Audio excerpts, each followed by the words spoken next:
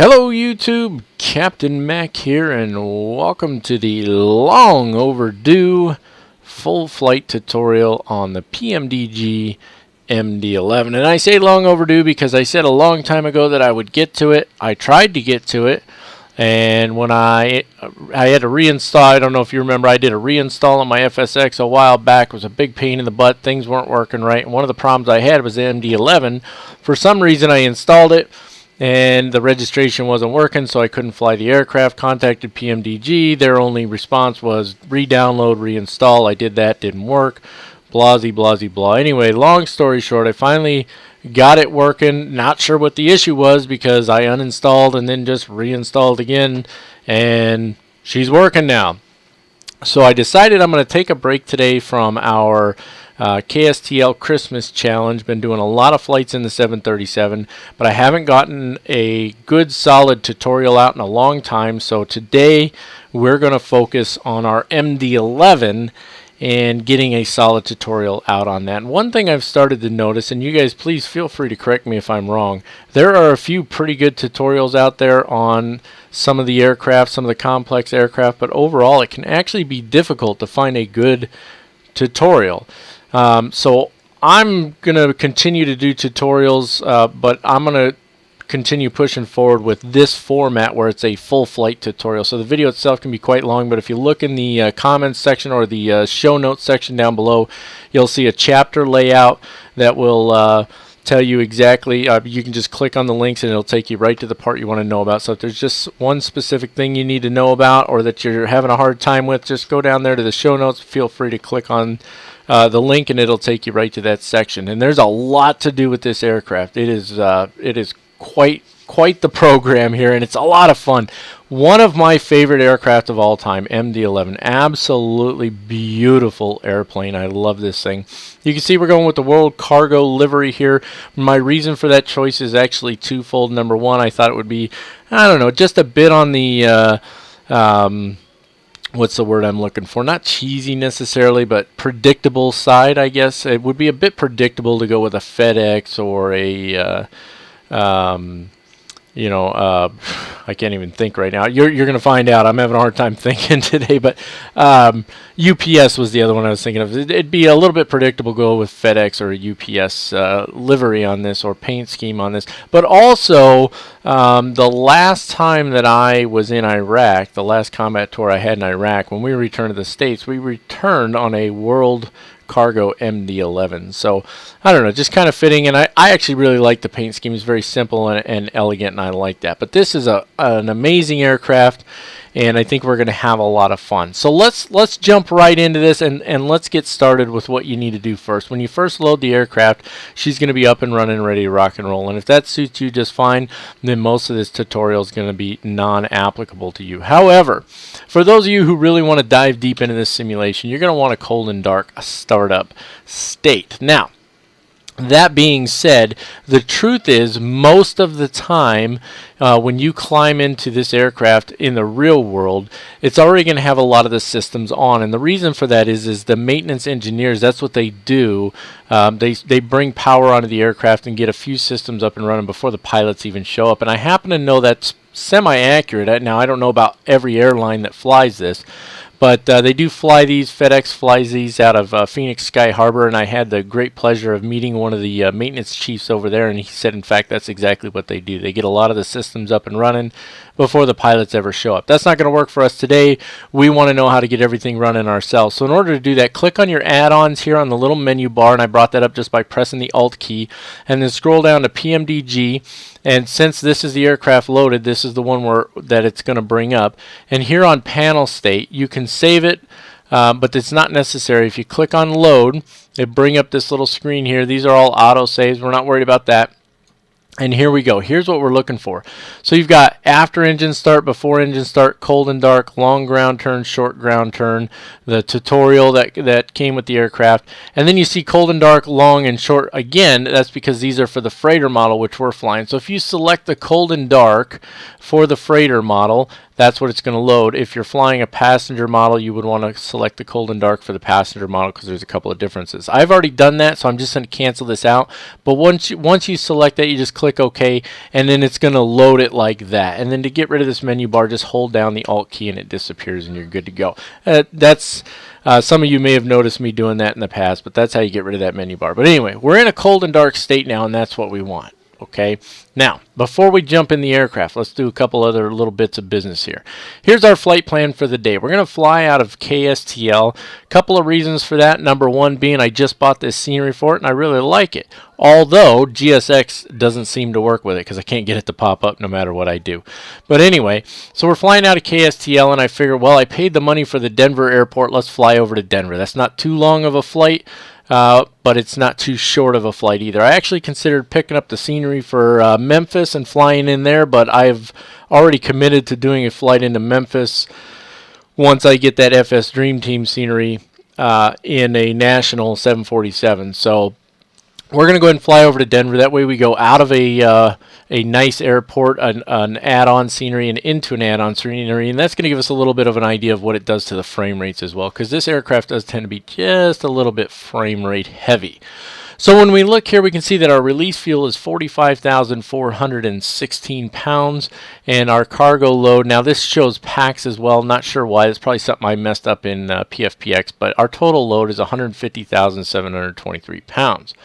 So I'm going to want to pop up my load manager for the MD-11, and that's this guy here. And I'll show you real quick. If you go to your Start menu, All Programs, and PMDG, and then your MD-11, that's your load manager right there. And you can also take that and right-click and create a shortcut on your desktop.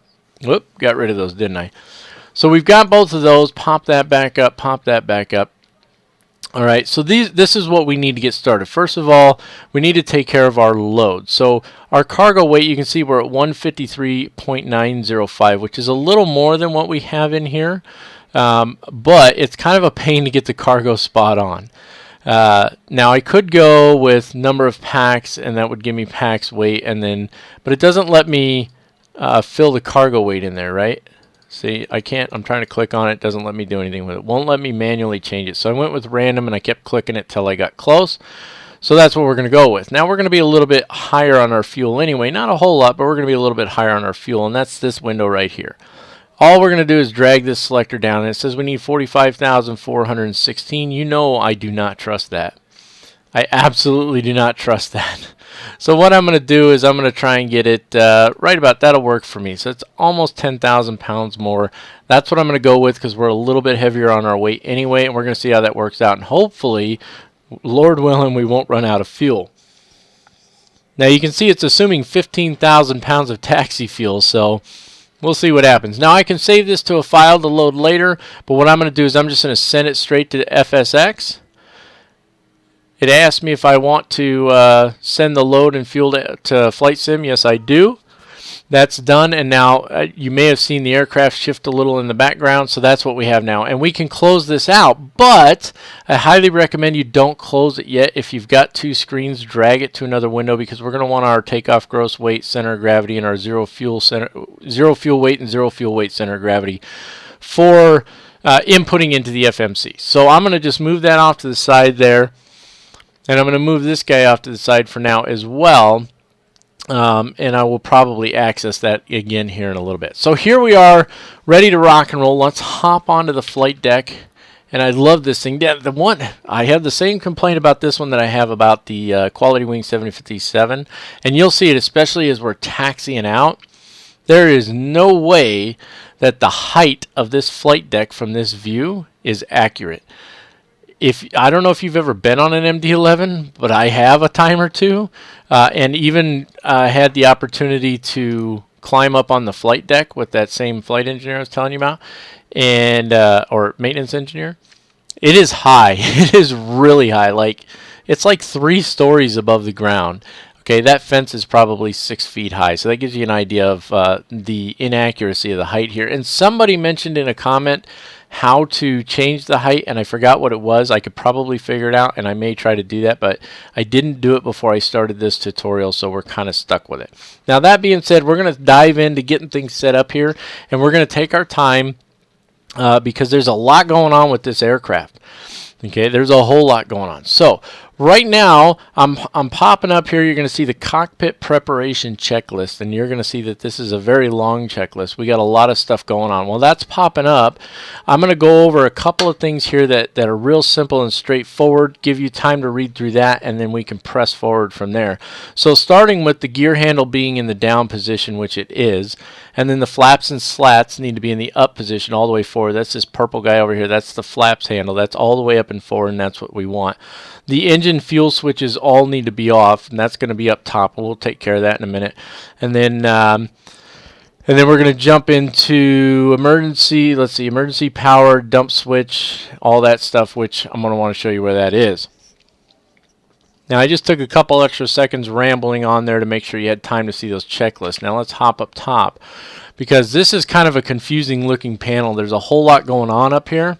But one of the things about the MD-11 is it is partially automated. There's stuff that happens automatically, kind of like what happens with the Airbus and stuff. And so you're going to see that as we go along. There's some things we don't actually have to mess with. But navigating this panel is a little bit of a pain in the butt. And so we're going to take our time and we're going to go through it, and hopefully I don't forget where anything is during this tutorial, because Lord knows somebody's going to tear me up in the comments if I do. So the engine fuel switches all need to be off, and you can see we've got fuel. It's labeled here: fuel, air, electric, hydraulic. Okay, so that's all really helpful because we're going to have to refer back to those individual panels several times during this process. The emergency power needs to be off. And I'm trying to remember right off the top of my head, where's the emergency power? It's right here. So emergency power, it's this knob, and it's in the off position. Right here, emergency power. So there you go. Now these took me a while to find. You got the dump switch, fuel dump emergency stop switch, and the man F drain switch. I'm not sure what that actually stands for.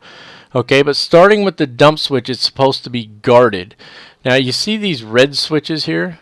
These are the ones we're looking at right now. So the dump switch is guarded. If I left click it, you see the guard pops up. All right, and I don't think these red ones close automatically. So let's close it back down by right clicking it. So there's our dump switch is guarded. Our fuel dump emergency stop switch, which is this one right here, is guarded.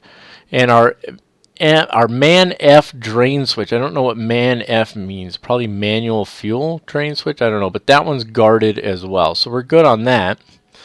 And so now we can switch our battery on, which is right up here above the emergency power. Left click the little guard there, it pops up, and then when I left click the button, that puts on the power on the battery, and it closes the guard automatically. Now, external power on this. I guess the way PMDG did it is they just assumed that external power was attached. Even though there's nothing out there actually physically attached to it, I can click external power because you can see it says available, and then I'm going to click this GLY external power. Don't know what that stands for. Didn't actually find it in the manual, but I didn't look that hard either, to be honest with you. But I'm going to click both of those anyway. And so now I've got external power on the aircraft, so I don't have to run the APU while we go through this long draining process, right? Okay, so if external power is preferred, we click on the external power switch, which we just did. Oh man, I need to take a drink. Hold on a sec. Oh goodness, that's better. And the GLY external power switch. We clicked on both of those. And then we can execute the engine APU fire test. And that's this guy up here. We hop way up here. Now, the easiest way, you got to hold it down for it to go through the whole test. So what I do is I left click and hold. And while I'm holding the left mouse button, I'll move the mouse off of it. And then I can let go of the button and it'll stay down. Engine 1, fire. Engine 2, fire. Engine 3, fire. Engine 1, fire. And then you just click it again and it goes off.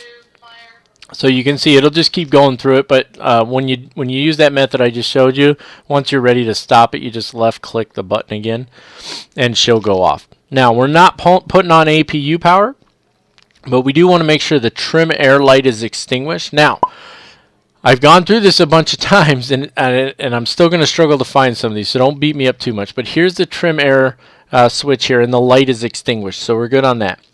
We want to do the annunciator lights test next, and that guy's down here. This switch right here. Overspeed.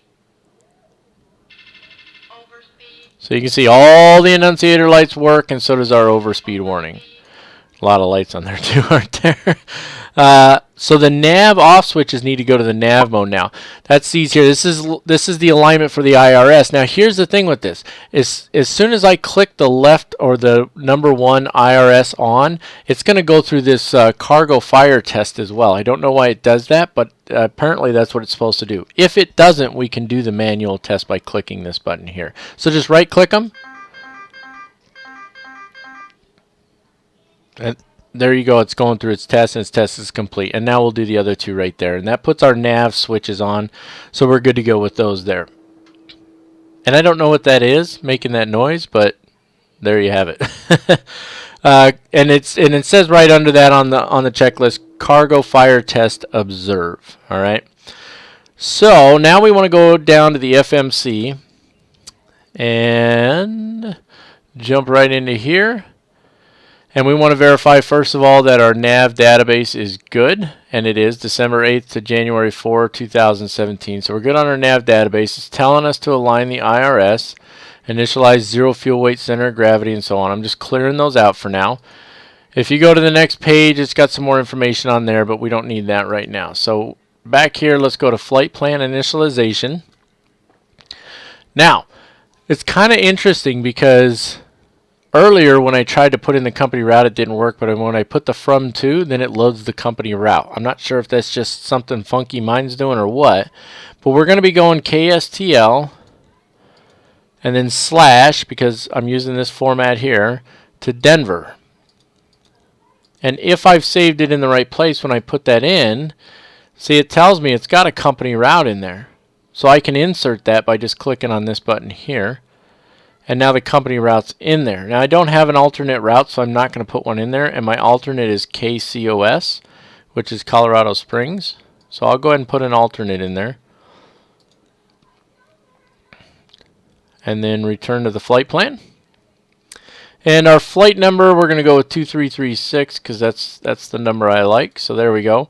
And then for your cruise levels, you can actually put several of them in there. So if I wanted to do a step climb, so we're set for our initial cruise out to flight level 360. But it should auto step climb, and we'll find out if it does. So here's what I'm going to do. I'm going to go flight level 340 slash 360. And then just in case we have enough distance, we'll go to 380. Right? So I put all three of those with slashes, then click here, and you see it put all of them in there. So that's fantastic right there. And then we've got our cost index, of course, and you know me, I'm going to go with 85, right? Because that's what I like to do. So 85 it is. And then you can see there's 3 pages here. So if we click on this button, it takes us to the next page. And this is where we have a lot of other stuff to put in. Now our fuel, our block fuel is 53.5. So I can type that in again here, or I can just click here, and it puts it in for me. Our takeoff gross weight, if I remember it, it won't do the same thing. Yeah, see, it doesn't put it in. It just says not allowed. So where do we get that from? Well, we get that from right here, takeoff gross weight. So I could have written this down, or I just keep this thing up over here, and it makes it a lot easier. So our takeoff gross weight is 456.9. Go. There we go, 456.9. And we'll put that right in there. And there we go. We're good on that. And then it did the zero fuel weight for us, which is correct, 404.901. So that's good, 404.9. Now we need our takeoff center of gravity, which is 23.3. And this is why I keep that load manager up over there. So takeoff center of gravity, and then we need our zero fuel weight center of gravity, which is 18.9. And there we go. Now we've got all that information filled out. Let's go to the next page. And you can see here, this is dump information. Other fuel, it's fuel initialization. We're not refueling. We're not putting ballast fuel, nothing like that.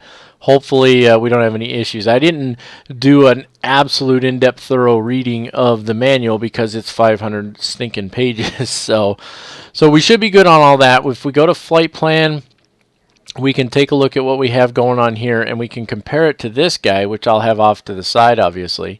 So we should be going the Whirly 4 departure. Now, the catch with this is, if I go takeoff and approach, okay, This is allowing me to put in some information, my flap setting, which for us is going to be 22, okay, and that's because we're really light. Now I don't know the best flap settings. I'm sure it's somewhere in that manual, and I'll look for that.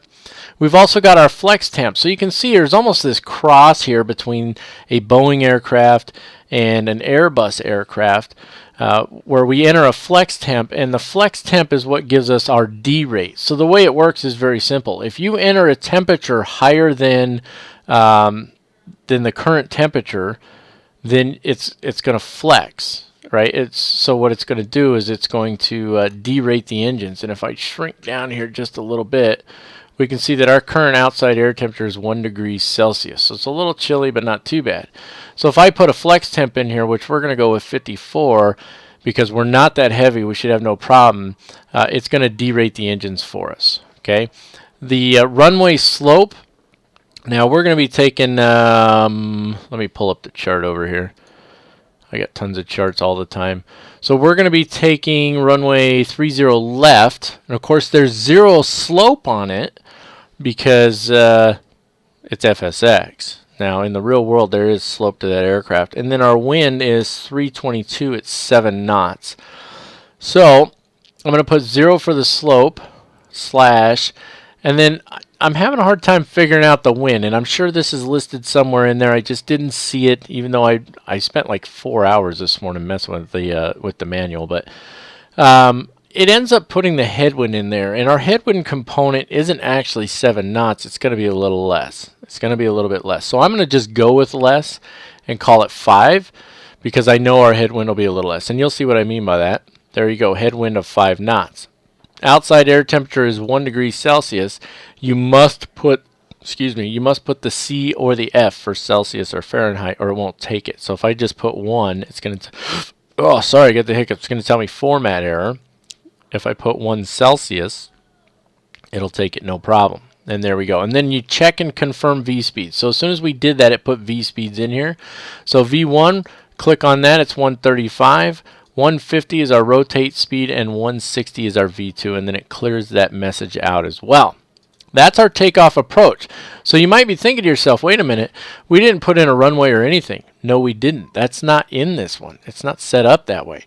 So what we actually have to do is we have to pull up our departure chart, which you'll get the departure briefing, and we need to put in the individual waypoints, all right?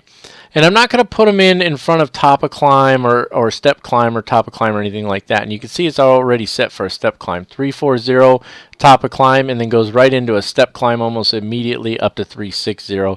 And then if we use this to scroll down, there's probably another, well, we won't even go up to 380 because we got a top of descent in there. So you can see it is going to step climb for us. It should do it automatically. But we want to put our first waypoint on our departure right in front of MCM, because MCM is our transition off of the departure. And our first waypoint is actually, it looks like it's, I think when I briefed it, I briefed Hagee, but I think that's wrong. I think it's Pyung, which is Pyung. So let's type that in there, if I can find the U. Pyung, Pyung, and then I'm going to click right there. And you see it put a flight plan discontinuity. That's okay. That's all right. We expect that. So don't worry about these, the top of climb and the step climbs or anything like that. All we're worried about right now is MCM, and it's in front of MCM, so that's good. Now we can use that space right there for our next waypoint, which is Whirly, WHRLI. If I can find the W now, WHRLI, and that's going to come after Pyung. There we go, and we still have a discontinuity. Then we have Marcos, which is MRCOS. Well, I'm struggling to find letters here, aren't I? MRCOS. Put that one in there. Okay, and then from Marcos, it's out to MCM. So we can click on MCM. Whoops, nope. Whoops. Return to active flight plan. It doesn't work that way on this one, does it? We have to clear out the discontinuity. Clear, click there, bam, Marcos MCM, and then it put the top of climb and step climb back in there. So in that sense, it is like a Airbus FMC. My brain isn't working, is it? It's like the Airbus FMC in that sense, where you must clear out the discontinuity, whereas with Boeing, rather than clearing the discontinuity, you can just grab the waypoint and insert it in there. So you can see the difference there. And that's it. Our initiation of the FMC is complete. All right. Now, we do want to click, you can see I clicked Initialize here. That took us back to this page, and it says Initialize RS. See the little star? That needs to be done. So if we click on that, now it's going to initialize the IRS for us, which it looks like it did it right away. So the IRS alignment was complete. We had to initialize it. That's been done. Our flight plan has been done. Now that takes us up to right before our arrival, right? So you can see on here, some of these waypoints you'll see are on our arrival, and that's just because they were already part of the flight plan. But if I go to takeoff approach again, it's just in the takeoff mode. I can't do anything with this until I get up in the air and then I can start setting things up for Denver. So we're done with the FMC for now.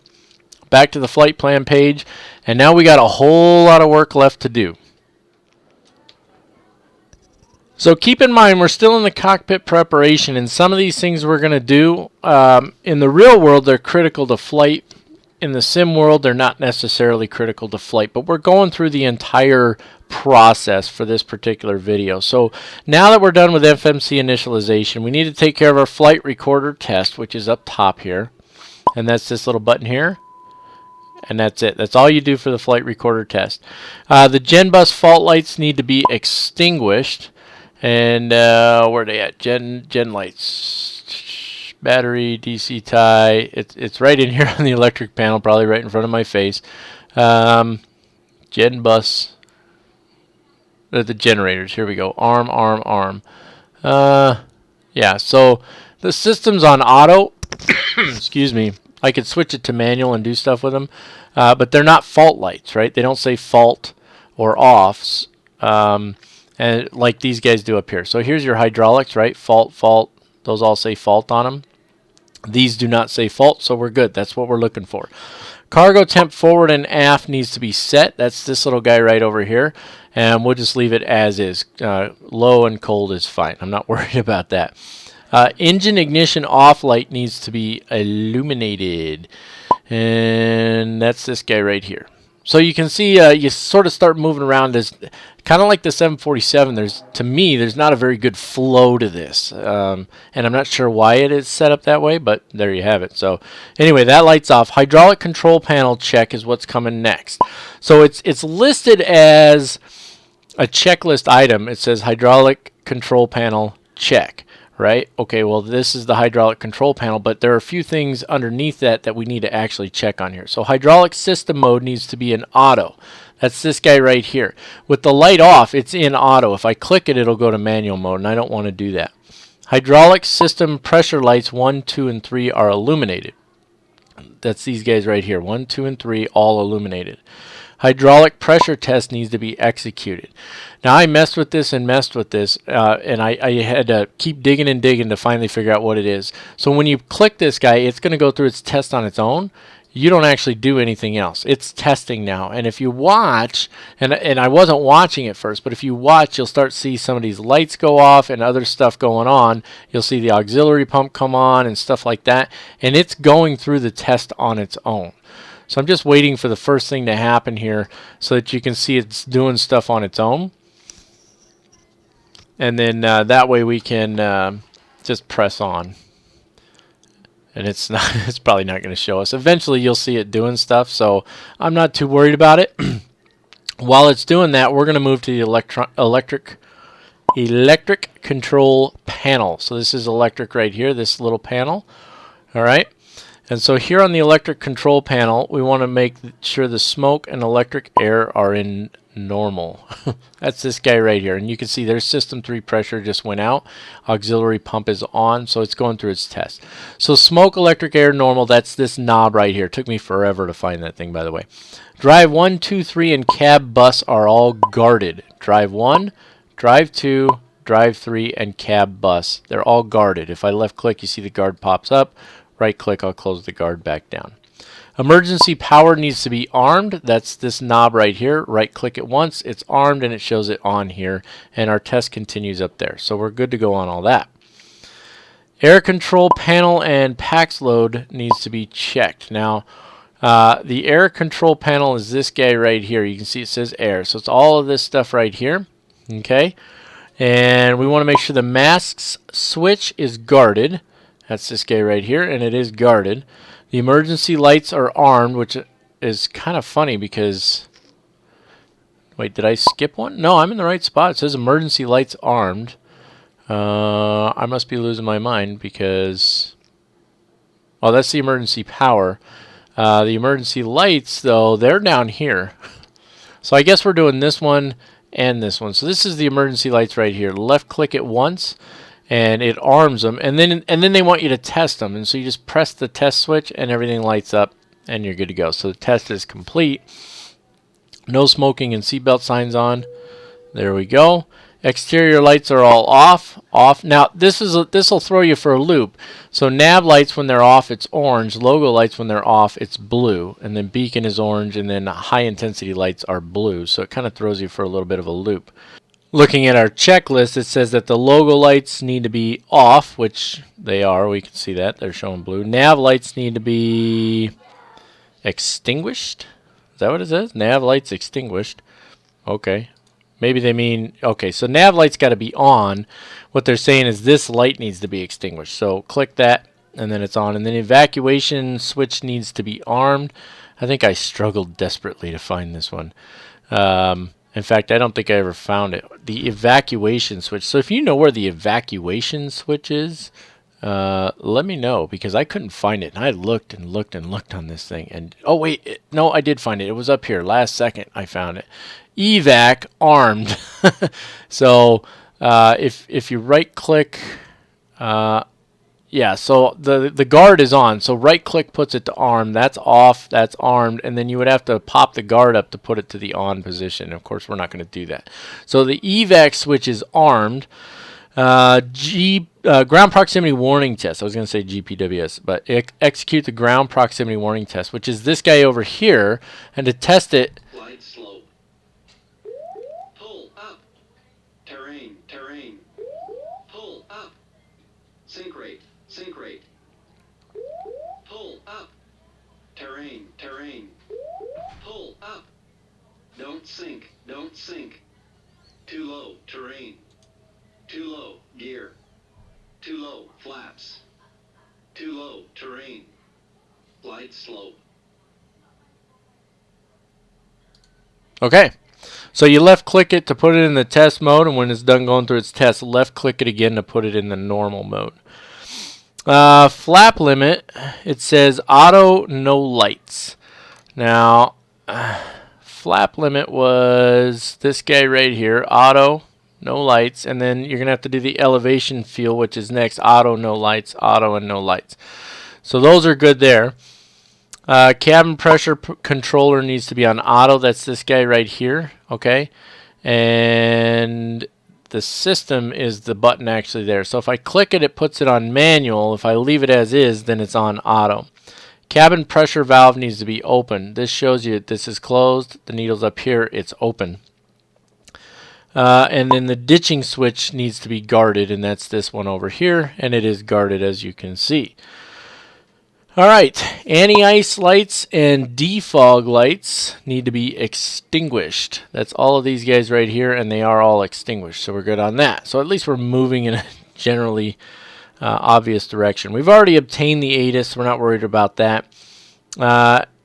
Inches or hectopascals, it says as required, and what it's talking about here is on our barometric pressure setting, do we want QNH or do we want hectopascals?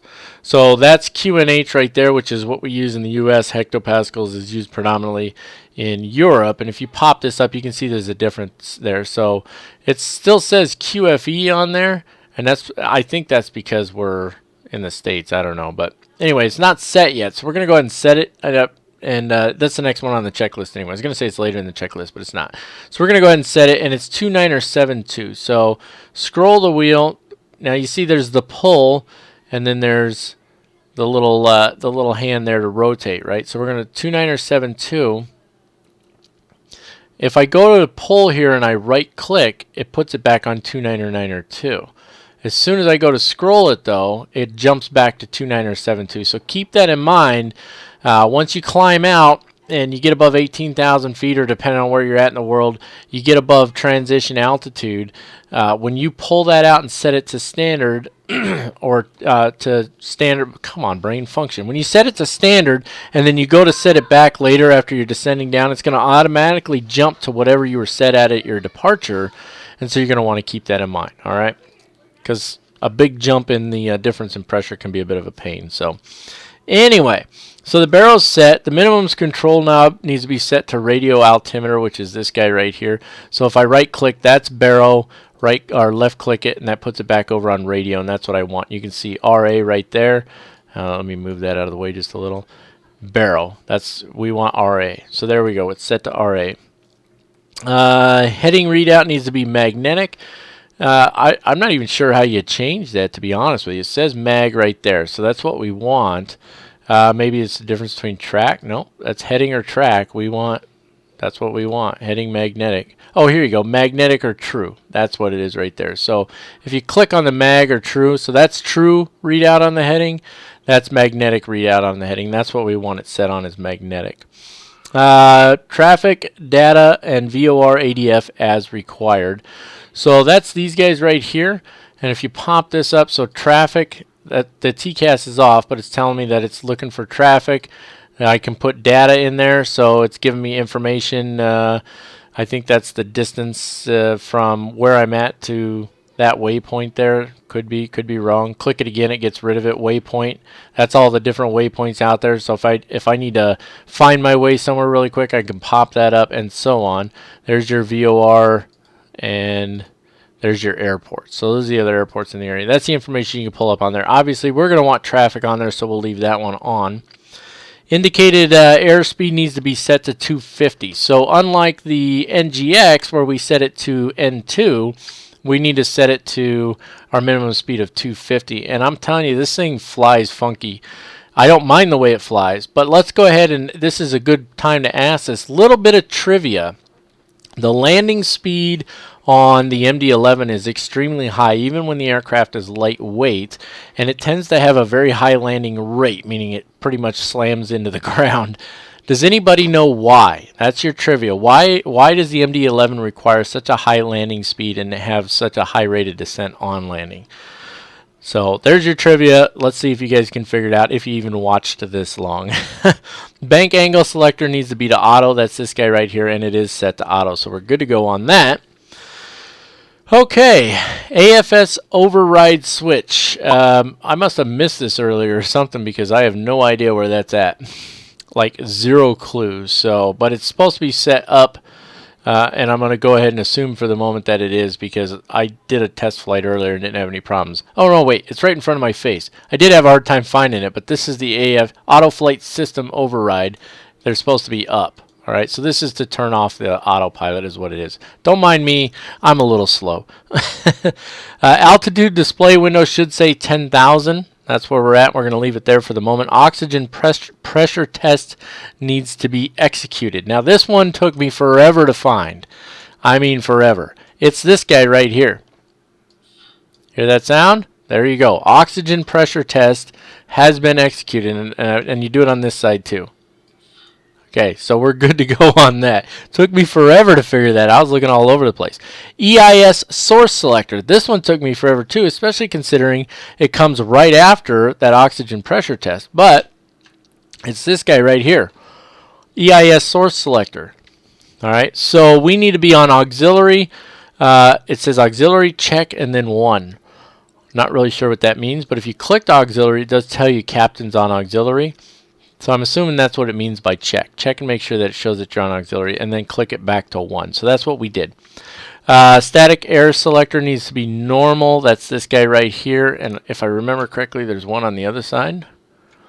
There we go. Both are on normal, and they're guarded, and that's what we want. Now, I don't think you can adjust this anyway, but I don't know. But we're going to leave it. We're not messing with it. Excuse me. Gear needs to be 4 green lights. Jump up here. There we go. 1, 2, 3, and 4. And then the gear warning test. This is not a button. All right.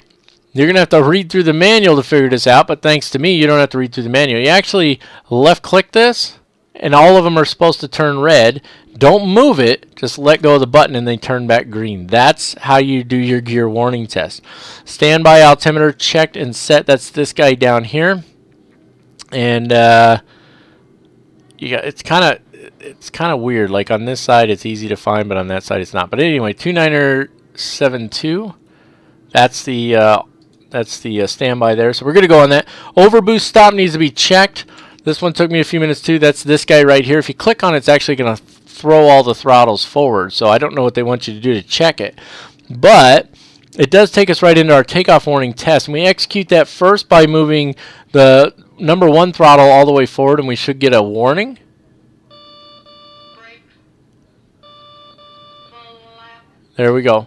And then we move 2 and 3 at the same time. At first I thought you move 2 then 3, but no, because if I move just 3, I get nothing. I don't know why that is. But if I move 2 and 3, and I can move just 2, but I guess you're supposed to do 2 and 3 together. You get the same warning. Brake. Full lap. So that's your takeoff config warning is what it is. Rudder and aileron trim need to be set to 0. That's these guys right here. Let's see. ADG release handle needs to be full down and safe. That's this guy right here. Don't touch it. Don't touch it, because once you move it, you can't put it back. So it's down and safe. That's where it belongs. Don't mess with it.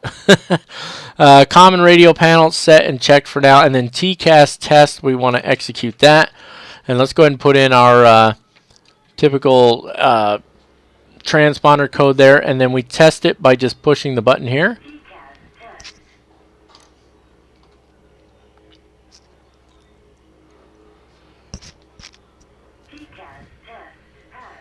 There we go. And then we could either leave it on standby, or we can roll it into TARA if we want. Either one. And I'm probably just put it on TARA just so I don't forget later on. Clicked one time too many there.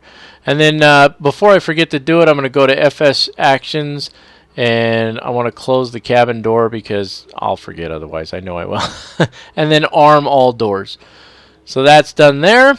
And that's going to take us to our final cockpit preparation. So final cockpit preparation has just a few more things to clean up before we get on out the door here, or up into the air, however you want to look at it. The first thing we want to do here is check our fuel quantity. And I'm just making sure you guys had time to read that list there. So fuel quantity, you can see we're at 53,500 pounds. That's what we put in, so we're good there. Then we pop up our FMC, and I could go down there and do it, but it's just a little easier to do this. We want to make sure that our position reference and IRS status is checked. We actually already did that when we made sure the come on brain function, when we made sure that the IRS alignment was completed. So we're good on that. Flight plan is complete with no discontinuities, and we can scroll through it by pressing the up arrow key here, and it is indeed.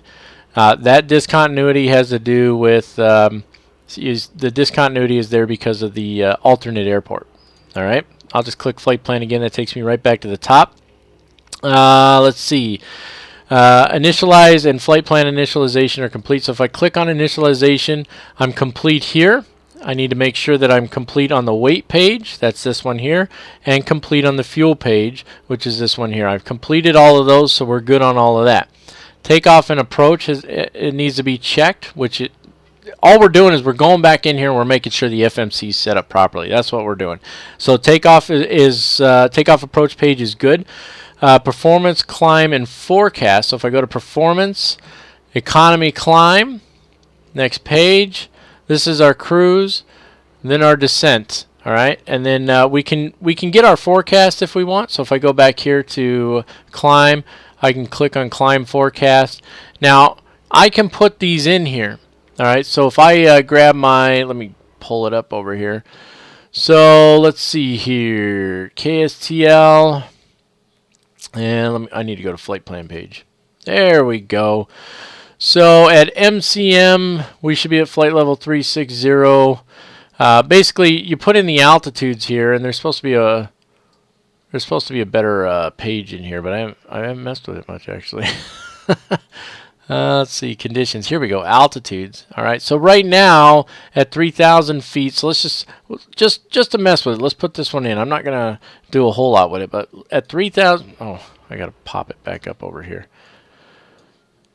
Okay, so 3,000 feet slash, we gotta put the slash in there. The wind, it's the degrees first, so it's 279 degrees. 279 degrees slash, and then the speed is 12 knots. Okay, and this is our climb forecast. So this is 3,000 feet right on departure, and so that puts that in there for us. Now I don't know if there's a way to import this. I don't think there is. This is a much older aircraft from PMDG. I'm using Active Sky 2016. I don't think it works that way. So I can insert that though, or if I wanted to, I could say, okay, what's it going to be, you know, higher up. So if I go over to my flight plan here, and let's say, let's go with MCM because I should be at my top of climb by the time I get there. The altitude is going to be 360, so put in 36,000 slash, and then it is, wind is 253 at 116 knots. So 253 slash 116. All right, put that in there, and then I can insert those. Click on insert, and now they're built into the flight plan here, and it has to do with the calculations, right? So next is performance and thrust limit. Okay, and let's see. I don't think there's anything we need to do with this. Nope. There's nothing to do with that. We set our thrust limit basically when we set our flex temp, right? So it is what it is. I mean, I don't know. There's nothing to change it in the performance section, so I don't really know why it's set up that way. Nav radio is checked and set. We don't need to worry about that. And then the progress page, we do want to click on that, which is this guy, and this is going to tell us how much fuel we should have on board at Denver. And it's estimating that we'll have 23,400 pounds. So I'm guessing that's good. Still got some learning to do on this aircraft, but again, this is a full flight tutorial, and I meant to mention this at the start of the video. It's a full flight tutorial, but it does not encompass every single tiny little detail of this aircraft. There are going to be things that simply aren't going to be covered because the video is already going to be really long, number one. And number two, I go over a lot of different aircraft. My purpose here, my goal here, is to teach you how to properly set up the aircraft and how to fly it for a full flight. That's the idea here. It will not encompass everything. It doesn't include emergencies. It's not a perfect tutorial. You couldn't go fly this aircraft in the real world when we're done. So bear with me on that. But if there's something that you want to know that I don't cover during this tutorial, please let me know and I'll see if I can get it figured out for you as quickly as possible. Continuing on with final cockpit preparation, the flap selector wheel needs to be set for takeoff. We're doing flaps 22. Okay, this is dial a flap is what it's called, literally dial a flap. So we're going to dial this down until this says, let me get that thing out of the way, until this says 22. There's 20, 21, 22. And you see this thing moved while we did it. So when I go to set the flaps, come here. Being weird. That's going to go too far. Nope. It should be that one, because that should be flaps 25. It's a little picky, see? That should be our dial a flap there. And it'll let us know, in fact,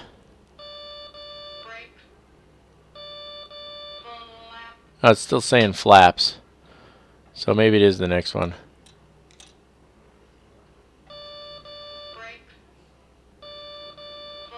It just could be. It could be because they're not deployed because we don't have the hydraulics aren't moving the flaps right now. So technically, it's not even supposed to be set. We're supposed to just set the wheel down there. So let me put those back up. All right, auto brake selector needs to be set for departure. And that's going to be takeoff. I don't know why it says set for departure. It should be set for takeoff. Oh, it does say takeoff. Sorry. indicated airspeed, heading, and altitude need to be set for departure. So let me shrink this down out of the way. And our heading is going to be 302 degrees. So we want to set that. Our altitude can go all the way up. Come on. I want to see if it auto step climbs. So I'm going to set it to 34 and we'll see if that works. And then indicated airspeed is 250 until we get above 10,000. It says taxi indicated check. I don't know what that means. I couldn't find it. I couldn't find it in the manual. I'm sure I just looked right over it. But I don't see anything that says taxi indicated, so I don't know. And parking brake is set. And all of that's done. So that takes us all the way through final cockpit preparation, which means we're ready to push and start. At this point, it says cockpit preparation checklist, which really just encompasses everything we just did. So we're not going to do a cockpit preparation checklist again, which means we're going to be ready for our push and start here in just a minute. Alright, so as you can see, I'm just working on finishing up the de-icing here. GSX seems to be working now. Not really sure what the deal was. But as soon as they're done with de-icing, we're going to be ready to roll. So let's hop back into the aircraft here, let them do their thing, and let's get started on our push and start checklist here, or start procedure checklist. So we've got our IFR clearance. We need to get the APU up and running. And this thing's a little fickle now. If you got the APU button over here, and then you've got APU power here. Here's how this works. You click this button, left click it one time, and that's it. Don't touch it again or you're going to be hating life, I promise you. So just click it the one time. You can see it's blinking, it's doing its thing, it's going through its startup. It'll start itself, and then it'll tell you once it's available, it'll stop blinking. Alright, so you can see over here APU. This is the N1, this is the exhaust gas temperature at the N2 on the APU. So the APU is coming up and running, so we're just going to leave it alone. If you're looking at this, I don't know, I just got distracted. Icing and anti-icing completed. Anti-icing code is fluid type 1. I am disconnecting. Good day. Good day. I got distracted by the shiny thing here. This is yellow because we haven't set our stabilator trim yet. And I don't recall where it's at on the checklist, but we'll set it before we go because I think I'll notice that yellow again. But you can see the APU should be stabilizing here shortly. So we look up here, it's still blinking, so it's not running yet. Okay, so we need to make sure we leave our external power on. Don't touch anything having to do with the APU. Alright, while we're letting it finish up, there you go. APU is on and available. Don't mess with the generator, because if I click this, it actually turns the generator off. Alright, nose left, tail right, that's the only choice we have, so that's what we're going to do.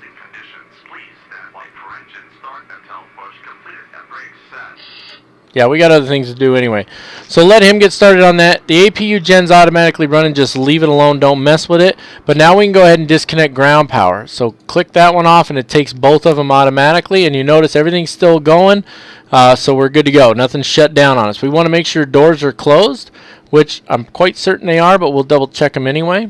Click on menu. Go over to FS Actions. So again, this is asking you what you want to do. Okay, so let's just double check, make sure all doors are armed. They are. Okay, and then go back one. There we go, and let's just check the cargo doors. So again, we don't want to open them, so we don't click on these. If they say close, we would click on them. Okay, it's not telling me the condition of the doors. It's asking me what I want to do with the door. So there we go. Doors are all closed, locked, and armed, and that's good. That's what we want. So auxiliary hydraulic pump 1 needs to be on. So that's going to be in our hydraulics here. Auxiliary hydraulic pump 1. That's this guy. Auxiliary pump. Bam. It's on.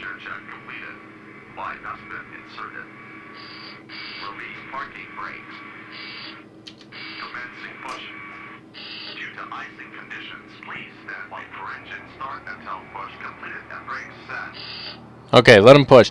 So next is engine ignition switch A or B needs to be on. That's way down here. We're going to go with A. You see the off switch goes away, so we're good on that. Beacon lights need to come on at this point. Beacon lights are on. Air system says auto and check.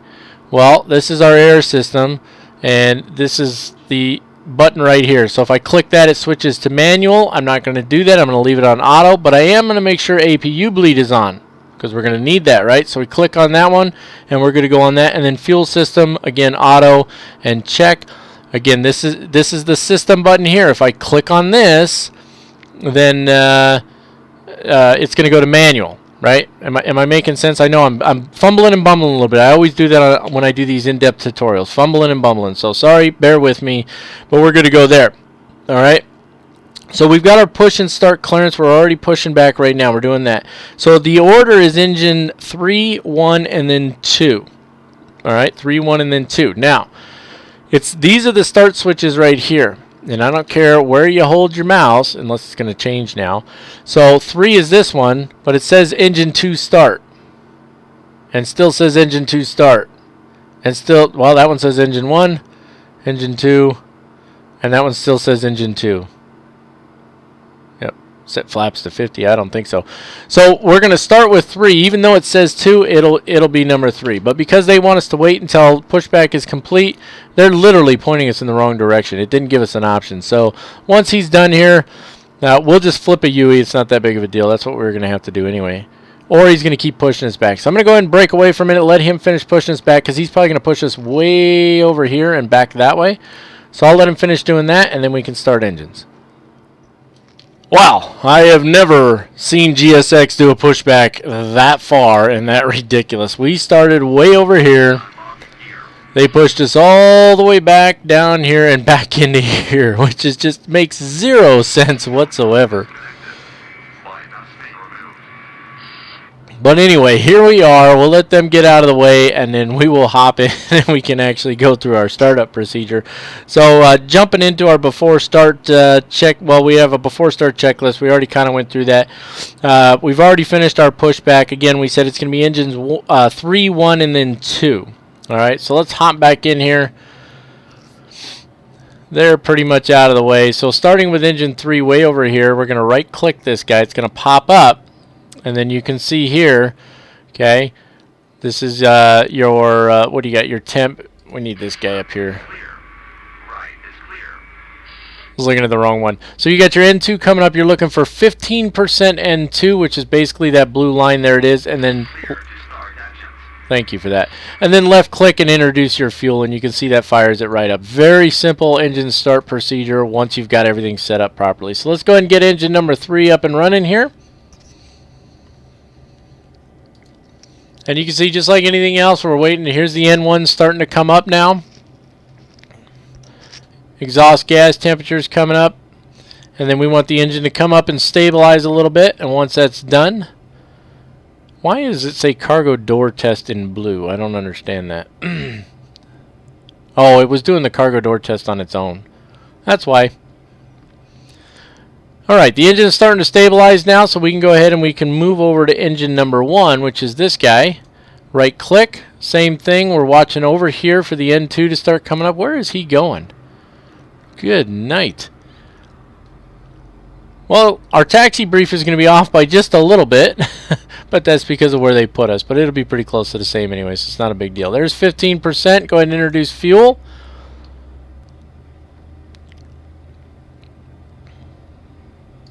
And if you pop this guy up, you can see the APU is still going here. It's giving us some information on our engines here. Same thing, we're waiting for it to stabilize. And I'm popping these up so you can see them clearly, because I know sometimes on YouTube it doesn't show up as clear. But you can see it's stabilized at 23.2. So when this one gets in that general vicinity, we'll know it's about to stabilize, and we can go ahead and start engine number 2.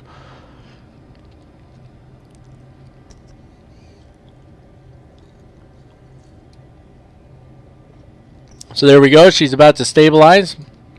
So right click on number 2. Same thing. We're looking in the middle one here now. And that little blue line is a nice little helpful reference as well. We don't want to put fuel on until it gets past that line. And I think that's what it means. Blue line, anything below the blue line, fuel needs to be off. Let's see if this changes. No, that doesn't change or anything, so that's fine. So go ahead and introduce fuel on number 2. There we go. Fuel flow. You can see the fuel flow starting to come up. Fantastic. Easy days, right? It's not hard to start this thing. It's actually, I mean, it's a little tough to fly, and it's just so different than your, your Boeing aircraft, your typical Boeing aircraft, or your typical Airbus, and it literally is like a combination of the two with how the FMC works and how the MC or the what do they call this? The auto flight system or the MCP, whatever you want to call it. It's different because it's a bit of a combination of the two, so it can be a little weird to learn this aircraft initially. Okay, so engines are running and stabilized, so the first thing we want to do is turn the APU air off. Bam. The packs came on automatically, as you can see, so we're good there. Windshield anti-ice is as required. Well, we're going to need engine, wing, tail, and windshield anti-ice all on. Right now, I don't think we need the defog. Let's see, it says those disagree. I'm not sure what that warning means. That's interesting. I'll have to look up what that warning means. APU is still on, but it shows off here and available here. But if I click this, it won't do anything. So basically, let me rephrase. It's not on. It just looks like it's on because it says available, but it's not. You can see over here, start stop is off, so the APU is off. So we're good to go on that. Okay, hydraulic control panel check. What are we checking for? Well, we're just making sure that there's no warnings. Everything is good. No lights means nothing. It's similar to the dark cockpit concept. Cabin report received, taxi clearance request. We've already taken care of that, obviously, because we're not actually going to request it from ATC. So that takes us up to our taxi checklist. So on the taxi checklist, I probably should have stayed up there. First things first, nose lights need to come on. This is the nose lights here. We're going to put them to taxi mode. All right, wing lights as required. We don't need runway turn-off lights. Nav lights, logo lights are on. And we'll turn on the high intensity lights. I'm not sure if I'm supposed to or not. Flaps and slats set for takeoff. So this is the point where we actually set our flaps. All right, and so if I go right here, set flaps to dial a flap, right? So that's where I want it to be. And I'm moving my actual flap lever. Okay, so that's where we want it to be, just to find the point because it's a little funky. Spoilers need to be armed. Shift tab is the way I have it set up. That lets me arm them quickly. Stabilator trim needs to be set. It's not stabilizer, it's stabilator, I believe. But anyway, that's this guy right here. So I'm just going to hold the trim button until I get into the green. And I'm going to bring it up to the middle of the green is where I like to be. So 6.5 looks good. Shrink that back down. Flight controls check. Now I looked and looked and looked and looked, and I cannot find a button that lets me pull up the information on here, so that I'm looking at flight controls, right? So like I could pull this up and I could look at my flight controls. I can't find that button, and it's driving me cuckoo. And I looked through the manual and the tutorial and all that, and I couldn't find it for some reason. So I don't know if I'm just missing it, or if it doesn't actually exist, or if I'm just an idiot or what. But we're stuck without it for now. So it's your standard full left, full right. Neutral all the way up and down, back to neutral, and then your rudders full left, full right, and neutral. Okay, so flight controls, as far as I'm concerned, are good for now. V-speeds, runway, and acceleration altitude all need to be checked. We've already done all that. We know our V-speeds are in there. We can see right here that they're listed on here, 135, 150, 160, so that's good. Nav button, it says push. Okay, I push it, and this pops up and it says nav is now armed, so that's good. And now that's your lateral navigation, and then profile is your vertical navigation on this, just so you know. Cabin report received. Takeoff and departure briefing. We're going to perform that as we taxi out. And so that takes us up to our before takeoff procedure. Now I need to pop on. I had it on, and I don't know why it's off now, but I need to pull up my track IR. There you go. That's what it looks like, and it automatically does that. So track IR is on now. Let's go ahead and get the parking brake off. There we go. And as we start to taxi out here, doesn't take a whole lot of thrust when this thing's not loaded down. I barely brought the thrust up, and you can see she's already moving. So we're going to go ahead and we're going to start this taxi out, and as we do so, we get a little bit of chop there. Let's go ahead and cover the taxi and the departure briefing, please. Alright, so while we've gone out of St. Louis a number of times, it's obviously going to be a little bit different today because we're departing from the cargo area, and our cargo ramp is over here. That's where we're at. We're actually in this corner back over here, so we're going to flip it around, get out here to Kilo, and then we're going to be taking runway 3 left, or not 3 left, 30 left for our departure. So we'll take Kilo all the way across 30 right over here to Echo, and then we'll take Echo up to Hotel, and that's where we're going to hold short of runway 30 left. And let's take a look at the departure we're going to be flying today.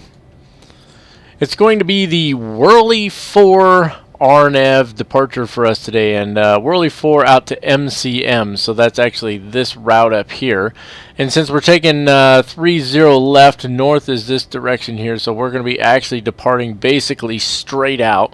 So 30 left being back over here, out here to Pyongyang at or above 2500 at 303 degrees there, and then we're going to continue on that same heading all the way out here to Whirly. There's no other waypoints in there, and then from Whirly to Mercos, and then on out to MCM from there. Pretty straightforward, pretty easy on the departure here. The only thing we really need to focus on is making sure that we're at or above 2500 when we get to Hagee. And you can see here, this is the, I believe this is the 10 nautical mile circle, right? No, that can't possibly be 10 nautical miles, can it? I'm looking at it here. It's one of the rings for the Class Bravo airspace, but I'm just not seeing, I'm not seeing any distance markers. Typically they go 10, 20, something like that, 10, 15, I don't know. I know this one's 10. It says right there, 10 from STL. So I'm guessing that's not quite 10 nautical miles out. So it's going to be a pretty quick climb, but we're not all that heavy today. We don't have a lot of fuel, so it shouldn't be too much of an issue. Our departure is going to be on 119.150 for the, actually, yeah, that's us, 119.150. You can see that up here in the corner, and pretty flat out here, so nothing else really to worry about. So there's your departure briefing.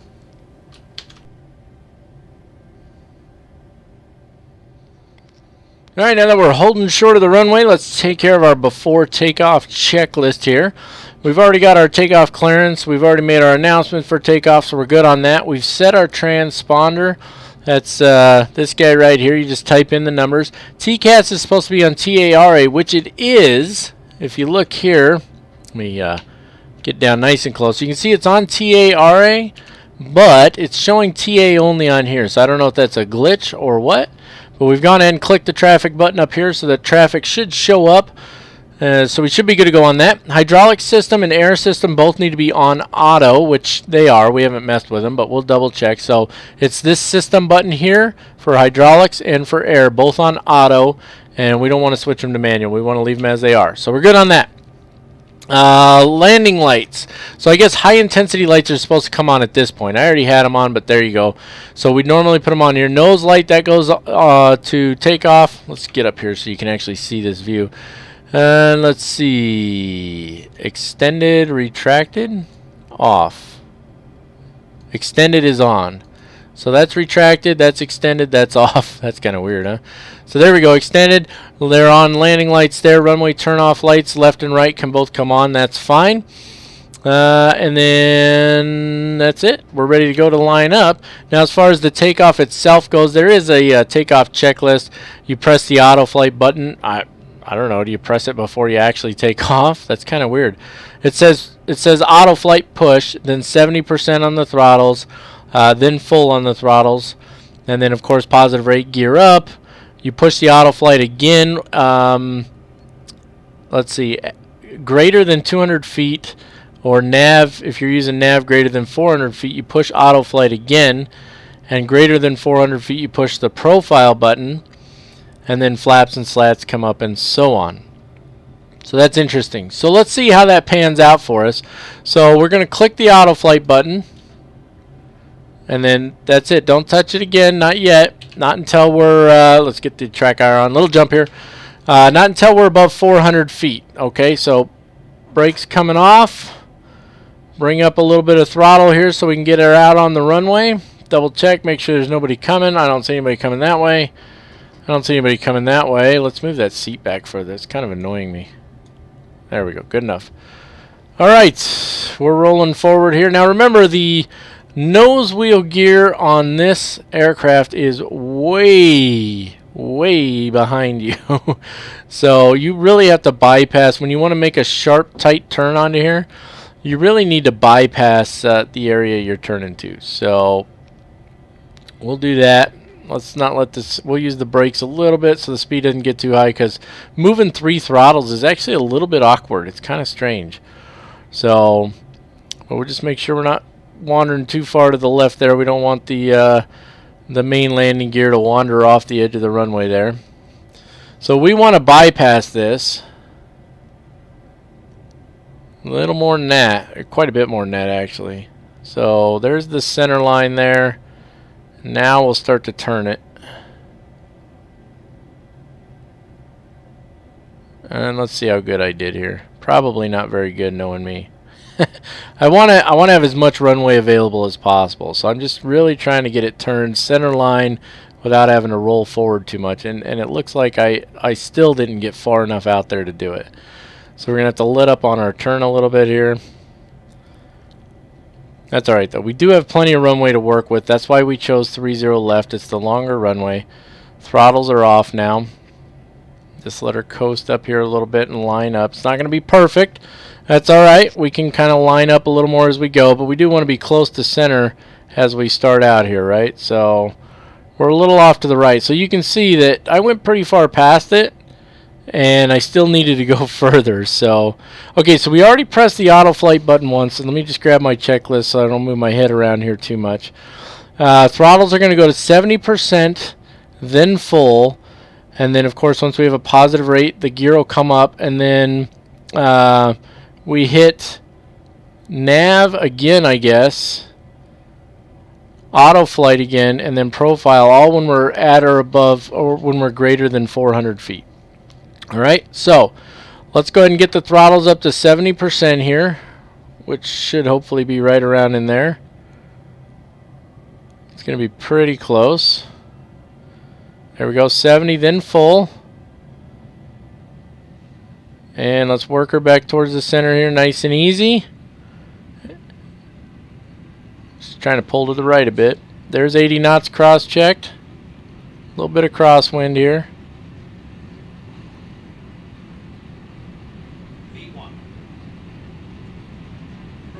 Rotate.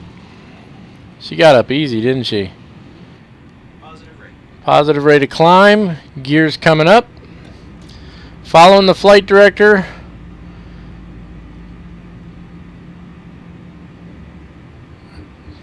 Boy, this bad boy wants to climb, doesn't it? Look at that. Woo! Okay, we're well over 400 feet, so let's hit nav, auto flight, profile. Let the aircraft do its thing. Now you gotta watch it. This, like, see right now, it's coming down on the speed really quick, and it makes me very nervous. Okay, so you can see the nose is starting to come back down now, but it makes me really nervous the way this thing climbs out on autopilot. I mean, it really makes me nervous. You can see it's got the speed set to 170, which is just crazy to me for this huge aircraft. But let's let it do its thing. Track IR coming off, little jump. There it is. Okay, now the speed went to 210 now. So this is our minimum flap retraction speed, but this shows flaps 35. And then slat retraction way up here. See, that's just so weird to me the way that's set up. I don't fully understand that. But we can take the flaps up one setting, I believe, but that takes them to 0. As soon as I move it, that's flap 0 right there. See, flaps up. But the nose is coming down. Watch this tape down here. Okay, this is the see how that starts to come up? We want to make sure that doesn't bypass our current speed, right? Okay, now it says we can retract slats, so let's all the way up. There we go. Slats are retracted now. 250 knots. Looking pretty good. Altitude's at just about 6,000 feet. She's doing what she should. So Let's see. It says after takeoff checklist to the line. Now, that's kind of weird because, I don't know, it's just weird the way they have that set up. So, after takeoff checklist is flaps are up, gear is up, and then once we get above 10,000 feet, it'll be landing lights, wing lights, logo lights, and nose lights all come off. Seat belts as required, and then changing the barometric pressure setting once we reach transition altitude. So that's it up to this point. Doing pretty good so far. Again, you can see there's a lot going on with this airplane, but I think we've covered just about everything up to this point. So that means you've earned it. A little bit of that obligatory elevator music.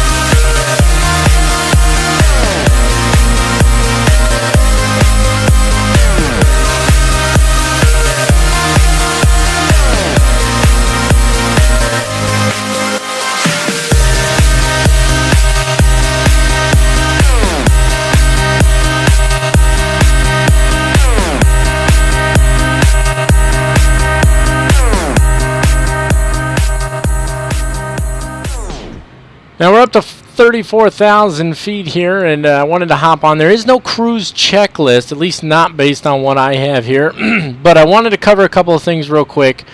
First of all, the step climbs. It did not auto step climb. So now I was under the impression that you scroll this up to the next altitude and you had to press it in order for it to do something, but that's not the case. As soon as I touch it, let's see, there's 34,000. It went down on the last one. But when I scroll it up, you can see what happens there. It just automatically starts the climb. So I don't need to press it or click on it or anything like that. It's going to climb up to 36,000 feet now. So you have to manage the step climbs on your own, and that's fine. I don't have a problem with that. In a way, I think I kind of prefer that, to be honest with you. Now, the other thing I want to cover, I messed up, and I messed up bad. When we first started out, you know, I plugged in the SID, the Standard Instrument Departure, manually, right? You don't have to do that, okay? I lost my mind or whatever. I don't know. I just couldn't, for the life of me, get it together. It's not the takeoff approach page, obviously, because there's no information there, right? It's set for the Denver approach now. And when we were waiting to take off at St. Louis, it was set for the takeoff page, right? Okay, so we plugged in our waypoints manually because I'm an idiot. Here's the way you're supposed to do it, okay? And this is where it's similar again to the Airbus. If I scroll down here, we're heading into Denver. You can see it shows Sage 9 already, which is the arrival we're going to be taking. You'll get that briefing here in a little bit. But if you click next to Denver, there you go. You see you got a hold, procedure, turn, and star. Bam, there it is. Now let me just click on that right there. So we're going to be taking ILS 17 right today. So we scrolled down. You scroll down by clicking the up arrow. So ILS 17 right. So we want to click on that. And then we're taking, where are you at? Come on, way down here. We're taking the Sage 9 arrival. Okay, now this is where it's going to get a little tricky for us. I got to pop that up over here now. So we're actually not using one of these transitions that's on here. We're coming in at AKO. So I'm not going to put any of those transitions on there. But you see what I did there. So I could select my transition, no problem. So ILS 17 right, Sage 9 arrival, click Insert. Okay, and now it's in the flight plan, right? So if I go to the flight plan here. Okay, wow, that jumped way down quick, didn't it? Get back there. Back to the top. There we go. Okay, so there's our waypoints, PWE, MCK, AKO. That's the one I want, okay? And it's still trying to determine where its top of descent is going to be. That's why it's bouncing all over the place. It's telling me 380 because it wants me to step climb again. That's why. That's because of the step climb we put in there. But anyway, so AKO, let it bounce back again real quick. See, it's showing another step climb. So we'll probably do that. We'll do another step climb. And then we go from MCK to AKO. And then to back hat. Where's back at? You know what? I'm going to do this the easy way because I wanted to show you this anyway, and I didn't show this to you earlier. If I pop up my map view here, my nav display, I can click on plan right here. You see it behind the mouse there? Click on plan. There we go, MCK, right? And then you step through just like you do on the Airbus. So I just do this number here, and there it goes. So there's AKO, and then back at, right? And then silver, and then Sage, and then it shows you straight to Denver, and then see there's this discontinuity here, right? So then it takes us back to Sage. You see it's getting all kinds of crazy down in here. Okay, so if we go back up, silver, there's Sage, then Whitney, right? But we don't actually need that, and you'll see why. Well, we do need Whitney, but you'll see why when we do our when we do our arrival briefing. So it goes, then it goes from down to Whitney, and then comes back around, right? It's all kinds of crazy because of the way we did that. So easy days. What I'm going to do is I'm going to clear the discontinuity first. Still got to clear more. I got to clear Denver out of there because I don't want to go to Denver and then do my arrival, right? That puts a discontinuity in there. I'm going to clear that out. Now, it should overwrite Sage, but it's not doing it. So let's clear one of the Sages out of it. Let's clear this one out since we're going to go on to the arrival. Now it's going to put another discontinuity in there. Right? So a lot of cleanup work here. Okay, so there we go. So then we're going AKO, back hat, silver, and then to Sage, and then to Whitney, and then it's got us going to actor and FQF, but we're not doing that. Okay? And the reason we're not doing that is because we actually need to go up to, let's see, I don't want to go to Josie first. I have a brief that's going out to Kipper first, which is actually way out here. Okay? So I know that seems a little weird, but we're going to go from Sage straight to Kipper, KIPPR. Now let's see if it lets us do this. KIPPR from Sage straight to Kipper. There we go. That's got the turn in there. That's what I want, right? And then after Kipper, now these are some waypoints that are on the approach, but it didn't put them in there. And I know it seems weird I'm doing that, but I briefed the approach that way already. Remember, I do the recordings for the approach briefings and stuff before the video. So I want to go ahead and try and fly it at least close to the way I set it up. So Kipper and then Haldo, Haldo. Come on, where are you at? There's the L. Haldo. And I'm not going to put them all in here. I'm just going to put a couple more because Josie is one of them. So Haldo, and then we'll skip from Haldo to Hissy, Hissy, like we're throwing a hissy fit. Okay. And then from Hissy to Josie will work fine. So in order to do that, we need to clear out the discontinuity. We're not going to go back over to Whitney, obviously. That wouldn't make sense. So we'll clear that out. Okay. We need to clear... I don't even know why actor's in it. I don't know where's actor at. Oh, there it is, down there before FQF. Yeah, we don't need those either. So we need to clear out this guy. Clear out actor. Clear out FQF. Okay, so from Hissy to Josie, that's what we want. And you can see there's the break right there. So we'll just clear that flight plan discontinuity. And there we go. Now we're in business, right? So if we scroll back out here, so Backhat, Silver, and then Sage, that's essentially, well, we'll go one more, AKO even, and you'll see during the arrival briefing, that's our arrival right there. It's a little different than what's published. I understand that, but that's what we're going to do, okay? So then Backhat, then Silver, then Sage. All right, there's Sage, and then from Sage we're going to bang a right up to Kipper, and that's going to put us on our approach there. So when we get the approach briefing, you're gonna see what we got going on there. So now Kipper, I want to make sure here, Kipper, I need to be, it says 12,000 feet at 210 knots. Okay, right here it's saying 290 knots, 13,032 feet. So what I want to do is I want to put 210. This one's got us at 286, but this should change all of them. 210. And we want to be at 12,000 feet. Put that in there. Okay. Now that adjusted the speeds for these other waypoints here, and that's what we want. So we need to be at 12,000 at Kipper. Okay. And then let me just this will go quiet for just a second here. And then at Josie we need to be at 8,000, and it shows us at 8,000 at Josie, so we're good to go there. So now we've got that set up. So just as a reminder, it was my mistake. I messed up on that. Okay, and this is all go around information. So what you do is you click on, you would do the same thing for your departure. You would click on KSTL, and then it would say SID up here. You would click on SID, choose your runway and your SID, and so on. And I didn't do that. I lost my mind. I went cuckoo for Cocoa Puffs. It happens sometimes. You'll have to forgive me on that. But that's how you set it up. So we're good to go on that now. So there's nothing left for us to do until we get to get near our top of descent. Then we've got our descent and approach checklist kind of go together, so we'll get to those, and then we'll take her in there. So shrink that back down. Let's put it back on the map mode here because we want to pay attention where we're going. Oh, I haven't shown this yet either, so since we're here real quick, let's just show you. So if you want to increase the range, this is at 10 miles here, which means this is 20. Click on increase. Come on now. See, now it shows 20 there. Click it again. It shows 40 there, and so now you can see. So this is 40. This is 80 nautical miles out. Might not be. That doesn't even add up right because you can see it's centered in there, right?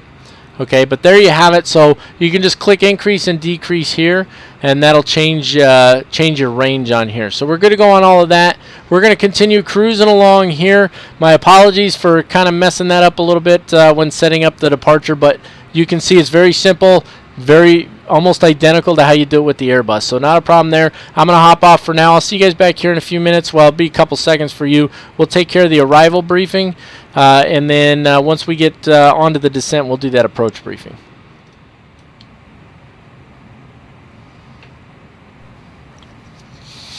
So as we've come to expect when arriving in Denver, we've got all kinds of madness going on around here.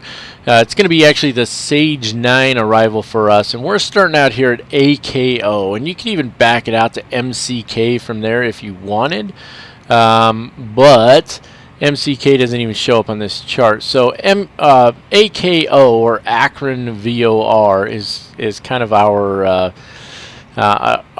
what's the word I'm looking for? The transition point onto the star. Now, from there we're going to head on over to Silver. So you can see basically it's just the radial 276 from AKO to Silver, and then bang a hard left down here to Sage, onto Whitney, and then to Actor, and then FQF VOR. Now, that's the way it's set up. However, we're going to be landing to the south, which is going to throw this whole thing out of whack, because even though it becomes vectors from here, it's really kind of weird that they've got us coming in on the Sage 9 arrival when why does my brain not want to work today? When we're landing to the south, the weather, everything should be landing to the south. That's what the weather's telling us. So I'm not really sure why it's set up that way. Probably if we had ATC, they would change that. That's something, you know, I'm still planning or hoping to do is ATC at some point. But in the meantime, we don't have it. So what I think I'm going to do is from Sage to Whitney, and then I'll probably go ahead and plug in flat.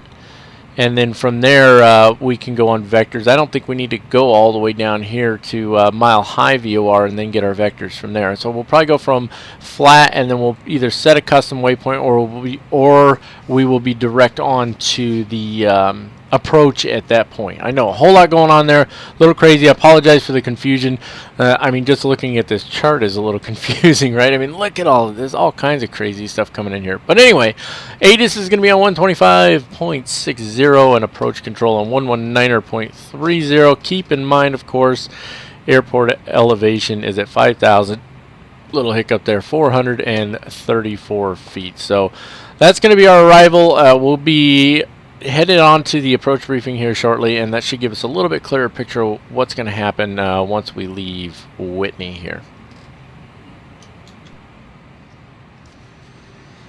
Alright, as you can see, we're going to be coming up on our top of descent here pretty quick. I don't know why I didn't really make the comparison before, but really what I'm going through here is the normal procedures checklist or lists, not really the checklist, because in certain places it does say, you know, perform the like in this case it says the descent and approach checklist to the line. Now there is no line on the descent and approach checklist. I don't know, the whole thing's kind of weird the way it's set up.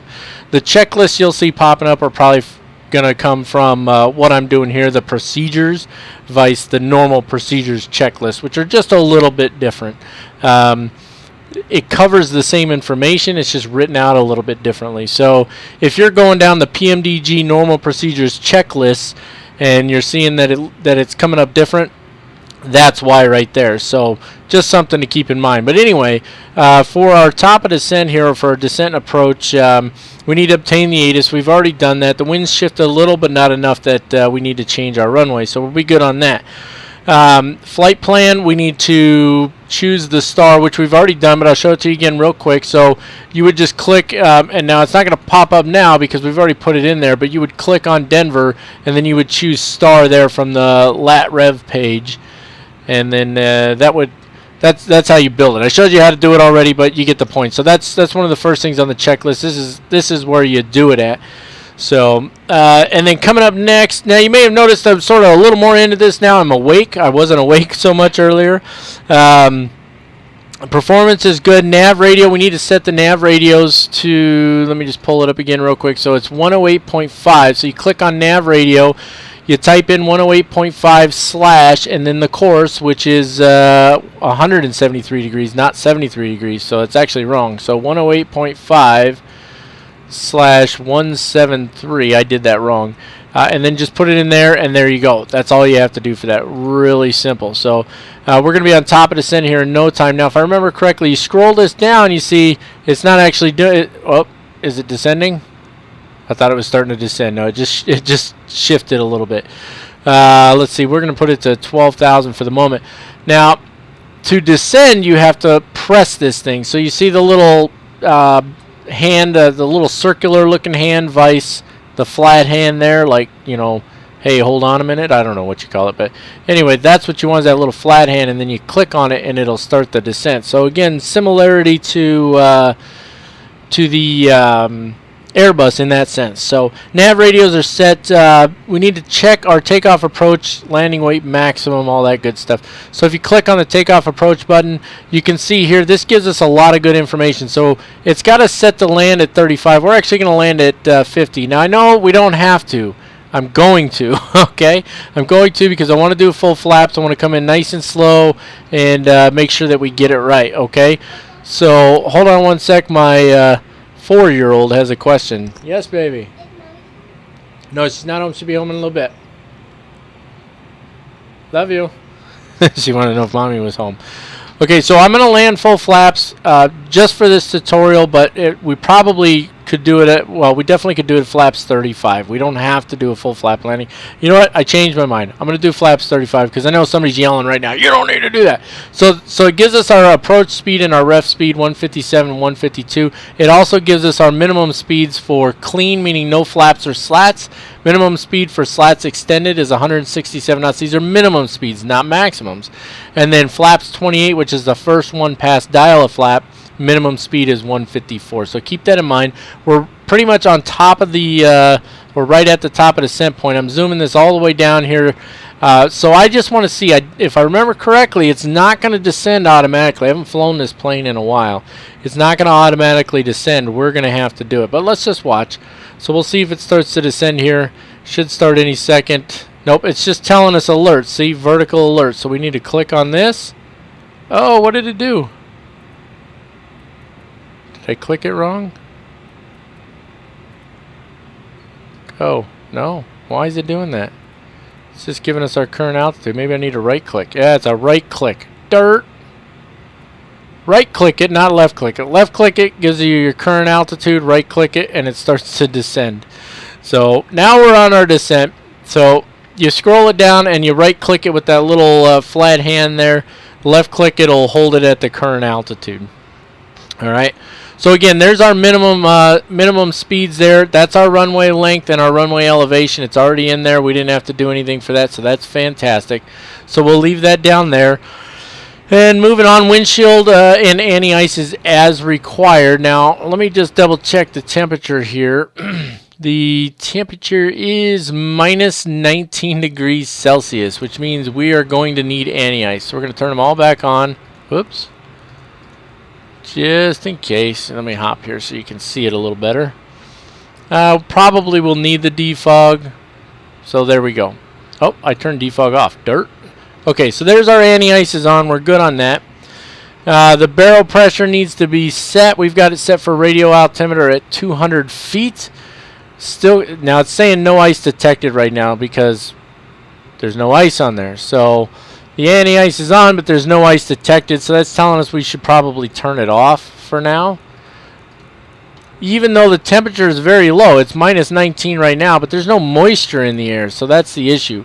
But as we get lower and we start getting ready for the approach, we're going to have anti-ice on, even if it says no ice detected. The last thing I want to have happen is to have icing on the wings, right? Let's make sure we're on profile here. We weren't on profile. That's vertical speed. Why is it not on profile? Yeah, we're descending a little too quick. Let's see if it'll control it itself. It's at 1900 there. You can see here from this view we're well below where we need to be right now. So that's why I'm kind of messing with that a little bit. It just shows us on vertical speed, which is a little weird actually. Nav 2 for some reason, autopilot 2. Interesting. Very interesting. Let me decrease that just a little bit more. Put it back. And I just want to see. I want to try and get back to where I'm supposed to be on here. And hopefully it will automatically change the rate of descent as necessary. So anyway, moving on with our descent and approach checklist here. Let's see. Altitude set. So 12,000 for us. And that'll go down a little more. It'll ultimately go to, in fact, we'll just roll it to 8,000. Because that's where we're going to need to be eventually. Come on. There we go. And then I'll right click again just to make sure it actually goes to 8,000. Hit profile. Okay, there we go. Profile to 8,000. That's what I want right there. And that should put it back on this profile, hopefully. Alright, moving on. Flap selector wheel set. So it's set for flaps 22. And you have the option actually of changing whatever the setting is here on the dial of flap to suit either required lower speed or to keep the nose down a little more at a slightly higher speed. So I'm going to leave it there at 22 and I think we'll be fine on that. And then 28 will be the first flap setting after that. Landing data needs to be checked. We've already checked that. We're good. Descent and approach briefing. Excuse me. We will be doing the approach briefing here shortly. We never turn the seatbelts off, so we're good on that. Transition level, obviously, we'll change the altimeters. It'll be 299 so it won't be too bad of a change. And then when we get below 10,000, obviously, landing lights, nose lights, wing lights, logo lights are all supposed to come on or as required. And then that'll take us into our approach checklist. So, all of that being said, we're well into the descent now. Let's go ahead and take care of the approach briefing. Get that knocked out really quick, and then we'll be ready to go. I'll see you guys when we actually get, when we actually get to the approach.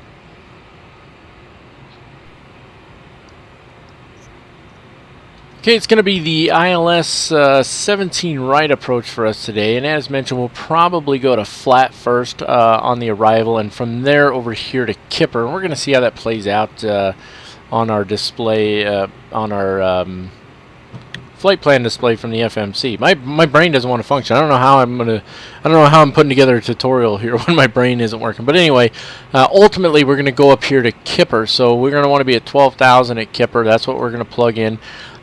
Terry, and hanging a left over to Haldo, Heat, Hissy, Hoop, JPEX, Joe Mag, Josie, and then our final approach point at Jewel. And then it's going to be on in from there. Taking a look real quick at the profile view out here at Josie. That's this one right here. We're going to be at 8,000 feet, starting our descent there, and then down to Jewel, and then on into the runway from there, unless, of course, we need to execute a missed approach. And if we need a missed approach, it's heading 173, intercept a 197 degree radial from the FQF VOR out to Ho-Hum and climb to 10,000 feet. And you can see what that looks like right here. Basically climbing straight out until we intercept this radial from the FQF VOR. And then somewhere out here is Ho-Hum. And you've got the little box here that tells you the hold at Ho-Hum, which for us looks like it would be a direct entry into that hold pattern. Weather's not too terribly bad, so we shouldn't have to worry too much about that. Frequencies, we're looking at ATIS still 125.6, tower on 133.3, and ground on 121.850. And lest we forget our ILS frequency 108.5. There is your approach briefing. Let's try not to mess it up as we continue our MD-11 tutorial. As you can see, we're just about to make our turn here at Kipper. We're doing good on our altitudes right now. We've got our barometric pressure set. Now, there's going to be a lot going on here shortly. We're not quite as slow as we want to be. What does it keep saying? Something keeps flashing up down there. Probably telling us no descent after Kipper or something like that. But anyway, we're trying to get our speed down just a little bit more. And we're going to get really busy here shortly. So the approach landing button, that's actually this button right here. We won't press that until after we get past, what is this, Haldo. And once we're set up on our final approach course there, that's when we'll press that button there. All right. Now that being said, let's see, speed slats flaps up to 28 degrees. We haven't set that yet. So let's go ahead and bring in our dial a flap setting here, maybe. There it goes. Okay, we're looking good. And you can see that's bringing the speed down now. Now, slats extended minimums 167. Slats are already out. Flaps 28 minimums 154. And that's going to be our next setting. And I want the aircraft to start slowing down now because I'm going to be really busy here shortly. Gear is not down yet. Spoilers can be armed, though. We got the spoilers armed. We're not going to use the auto brakes. We shouldn't need them. Excuse me. We shouldn't need them. We got tons of runway to work with. Cabin report and landing clearance, those are both good to go. We don't need to worry about that. So we're getting ready to actually turn on to final here. Landing lights and all that stuff, I brought them on a little early. We're not flying on ACARS, so we don't have to worry about an ACARS warning. And technically, we're below 10,000 feet AGL anyway. So I wanted to go ahead and do that. So you can see we're at 176 there is our speed. And you can see this thing really likes to fly nose high on the autopilot. It tends to make me quite nervous, to be honest with you. So let's see, if I right-click that, now I have control of the speed, and that's what I want. So I'm looking to land at or approach at 157 knots. So I'm going to bring in the flaps 28 setting now. Flaps 28. There we go. And if you get too fast, here's what this airplane will do. It's a little crazy. If you get too fast, it'll retract flaps. If you get too slow, it will increase the thrust. Even with the auto throttle off, it will increase the thrust. All right, so that's something to keep in mind. Now we're coming around here. Let's click the approach and land switch. It armed and then locked onto the localizer immediately. And you can see that land is armed, but it says no glide slope. NOGS, no glide slope right now.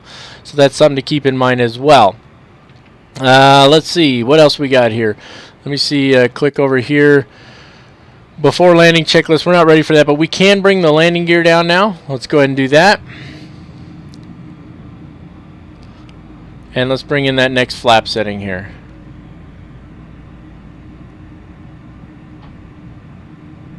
There it goes. Flaps 35. Okay, and that's what we're set to land at, flaps 35. That's our landing speed there, or our landing flap setting. So 157 is what we're looking for right now. So let's bring this down to 157. Okay, and then 152 is what we actually want to touch down at. So you can see here, that's our flaps reference, 157. All right, and then flaps 50, I think that's the maximum for flaps 50 is what that's saying right there. So just about to drop below 10,000 feet. And we're configured. We're ready to go. So, you know, maybe I could have done it just a little bit later. We are locked onto the localizer. Landing is armed, but we still have no glide slope, which is a little frustrating. But we need to get down to 8,000 feet and up here to Josie. Josie is our descent point anyway. So by then we should have grabbed the glide slope signal. Oh, there, we've got it already. You can see if I pop this back up. Oh, it froze. Please tell me it's not completely frozen. Oh, mercy. Okay, there we go. It came back on. Good.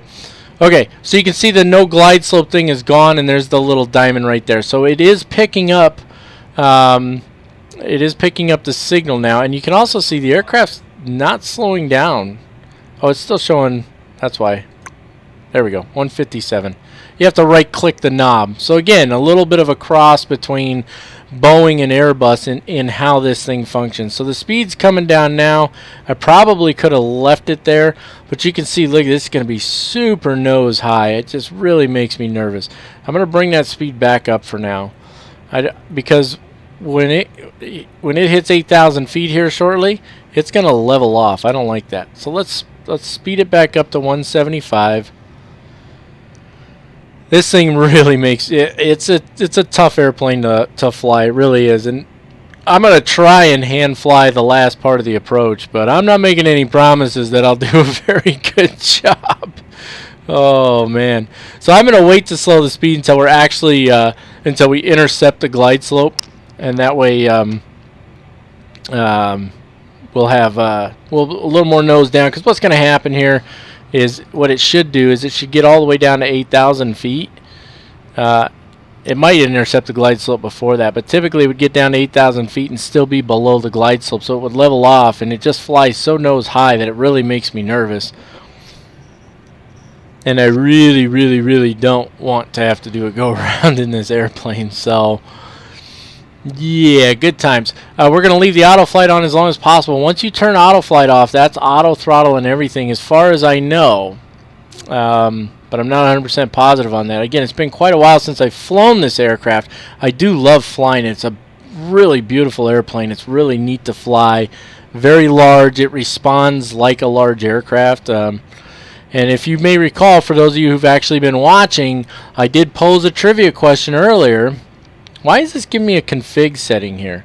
It's telling me config warning, but I don't know why. Maybe because I didn't put any auto brakes in there? Or maybe because the no, anti-skid was on. Yeah, it was because I had no auto brakes. Alright, let's put it on minimum auto brakes then. That's fine.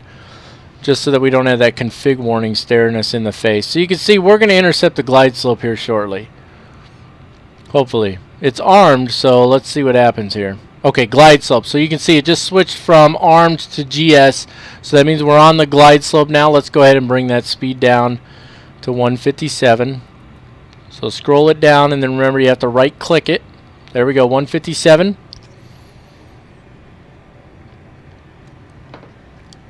And I'm here to tell you, this airplane will slow down quickly. That's the thing. I'm a little nervous about the hand flying in because, well, you got to really be on top of those throttles when you hand fly this thing. So, and I don't want to crash. Certainly not during the middle of a tutorial, right? That would be terrible. All right. Somehow our weather is not what it's supposed to be. We're supposed to have a headwind, but we're landing with a tailwind. Now, I know some of you are going to start screaming right now, you need to be doing a go-around. You can't land with that tailwind. We're going to land with a tailwind. And I'm going to tell you why we're going to land with a tailwind. Because, oh, crap. We can't land with a tailwind, can we? All right, I'll tell you what. Here's what I'm going to do. Let's take control of the heading here. And, yep. We're going to circle around.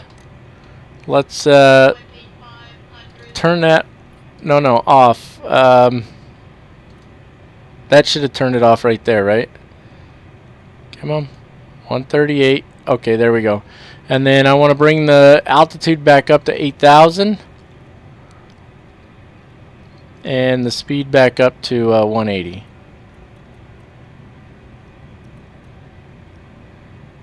Okay, I'm not doing a go around here. What I'm going to do is I'm going to break away for the moment. I'm going to go around to the other side and land in the other direction. And the reason I decided to do that is because of all these aircraft that are using those other runways. So we're going to go around. We're going to land in the opposite direction. I'm going to pull up the chart for that and all that good stuff. So I will be back here shortly. And we'll just, I guess I'll do a new approach briefing. And we'll overlay that here shortly.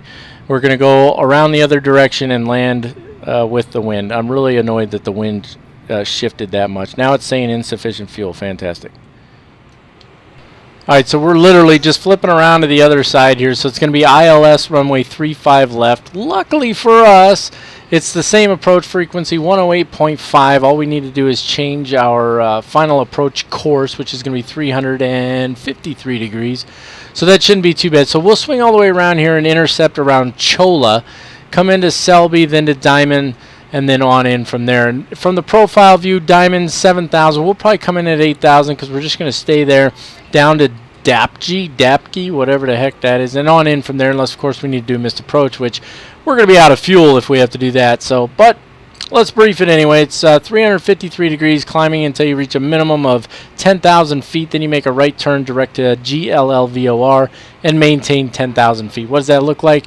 Pretty straightforward. You're going to climb straight out until you get at or above 10,000. Make a right turn straight out to GLL, and then we would hold out there unless otherwise instructed by ATC. Same length on the runway. Everything else is pretty much the same. We're just headed the opposite direction. ATIS is still 125.6, tower on 133.3, and ground on 121.85. So a little bit of excitement here. Don't usually do this in a tutorial, but we're going to go ahead and go with it.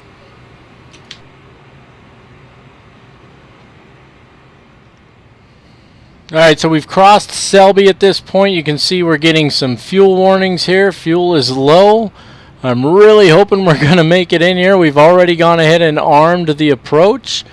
Landing is, localizer is already locked on. Land is armed. We're going to have one shot at this. And if we don't get it, we're pretty much toast. But we're coming up on the glide slope here really quick.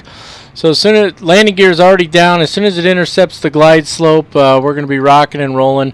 So our before landing checklist, gear and lights are down and green, spoilers are armed, auto brake is set, flaps are set, altimeters are set. We are good to go. There's the glide slope right there. Let's go ahead and slow her down now to 157. 57. There we go. Oh man. I really hate that I had to go around to the other side there. The wind completely changed. As you can see, we're headed into the wind now. Aircraft were taking off in the other direction. The whole thing just turned into a complete nightmare. So here we are, though. We're on approach now. I'm going to turn the autopilot off here in just a minute. Let's put the track IR on. Little jump here. All right. Hopefully we won't make too much of a disaster out of this thing. Sorry, I had to look over here at my throttles. So... whew. Okay. Alright, what are we at here? We're at 67 on the N1. So hopefully we can stay right in that general vicinity. We're low on fuel. One shot at this. Let's let the airplane do its thing for just a minute here. I don't want to run out of fuel. So we can't afford to go around. Obviously the fuel quantity was not right. Okay, autopilot coming off here. Okay.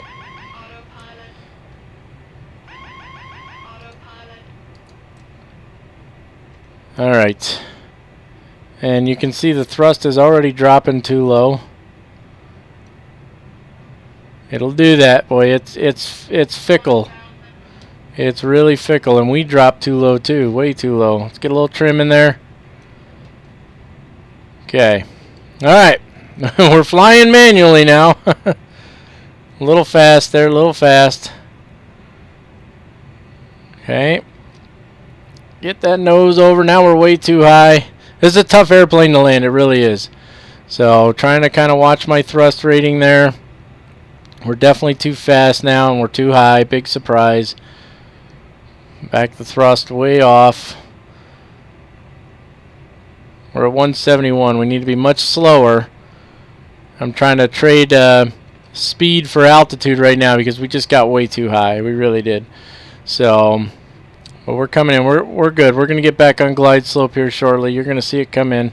We're going to be a little high no matter what, but it just is what it is. Let's listen to our call-outs and let's try not to mess this up too bad, huh? Approaching minimum. Minimum.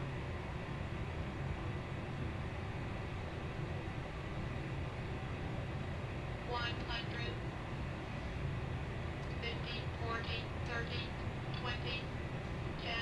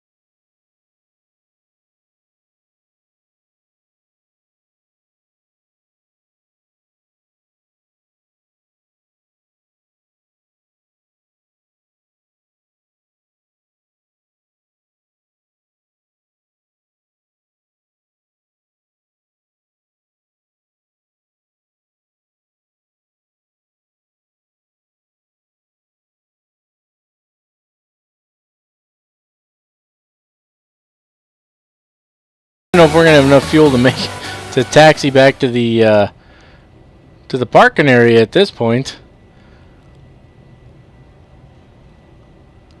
All right, slow her down here.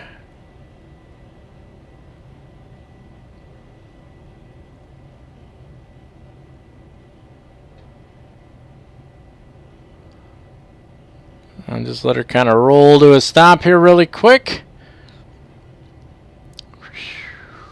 Need to be right about here, so nice gentle stop so we don't slam the cargo around. Track IR coming off, little jump here. There it is. ABS disarmed. That just means that the auto braking disarmed. Okay, let's go ahead. Ooh, what a pain in the butt, huh? All right, let's go ahead and take care of this after landing. Let's see. Auto brakes need to those need to come off. We've already done that. Spoilers can come down. Flaps can come all the way up at this point. Stabilator trim. It says to put it to 3 degrees. Not sure why it says that, but that's what it says. So we're going to put it to 3 degrees. There we go. 3 degrees. What else? TCAS transponder can go to standby now. There it is. Standby. APU power needs to come on. Remember, just click this button, let it do its thing. All right. Windshield anti-ice as required. In fact, all the anti-ice can come off now. We don't really need it. There we go. Anti-ice is off. Landing lights can come off. Retracted is in the off position. This one goes to taxi lights. Runway turn-off lights can go off. Let's take a look here and make sure we get everything. High intensity lights can go off. Logo lights will stay on. Beacon will stay on. Nav lights will stay on. And we're good to go. So I'm going to go ahead and break away for a minute here. Taxi it in. Be proud of me. I went around to the other runway instead of landing with a tailwind. I'll see you guys when we're ready to shut it down. Alright, we went ahead and borrowed a parking space from FedEx here. I don't think they'll mind too much to you. Let's go ahead and take care of our parking procedure / checklist. The parking brake needs to be set, which it is. Let's see, APU is supposed to be up and running. And the APU is up and running, so we're good to go on that. And let's see, where are my... Yeah, we should be able to shut down engines now. So with the APU up and running, we can turn the fuel off on the engines. Right-click them. That's going to shut down the engines. APU is doing its job. And while it's doing its job, let's go ahead, as soon as it tells us external power is available, we'll go ahead and take advantage of that. In the meantime, seatbelt signs can come off. Logo lights, nav lights, beacon lights all come off. We're going to go on that. IRS switches go to the off position. Left click them. There we go. Fantastic. Still waiting for ground power to be, or external power to become available. Windshield anti-ice off. We already took care of that after we landed. Hydraulic, electric, and fuel control panels check. So that's hydraulic.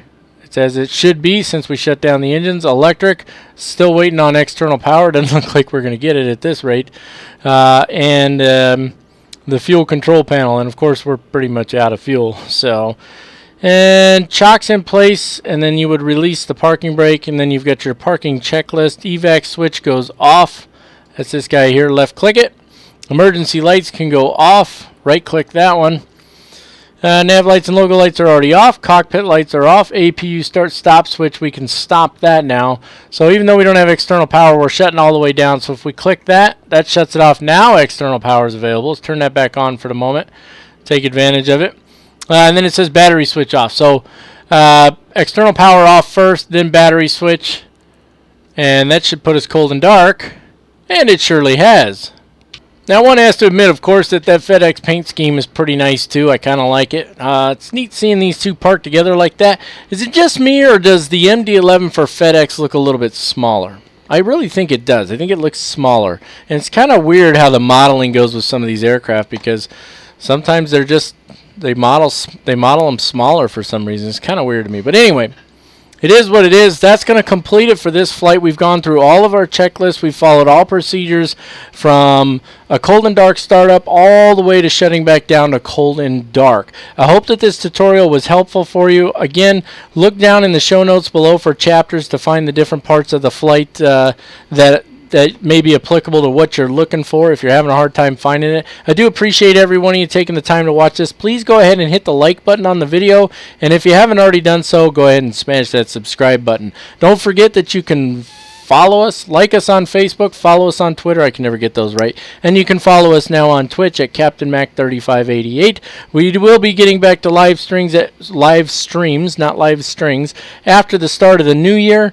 I'm holding off because there's so many things going on this time of year, but we will get back to the live streams, and we're going to be doing that flying the hump across to Vietnam. Last thing, if you want to support my channel, there's a lot of different ways to do it. You can click on the donate button. You can go over to Twitch and click the donate there. That's through PayPal. It's a lot faster and a lot easier.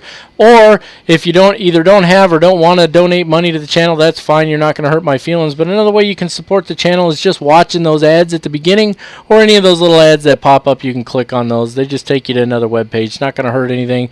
Shouldn't be any spam or anything like that, so you should be good to go. And I'll get fractions of pennies every time you do that, and that's a way that you can support the Captain Mac channel. 2,700 and change on the subscribers. I appreciate every one of you. Once again, I hope that this tutorial flight was helpful for you, and if I missed anything or there's anything you have questions about, please feel free to put it down in the comments section, and I will address it at my first available opportunity. Once again, folks, it's been fantastic. I hope you all have a great day. God bless you. I'm stumbling and bumbling around here.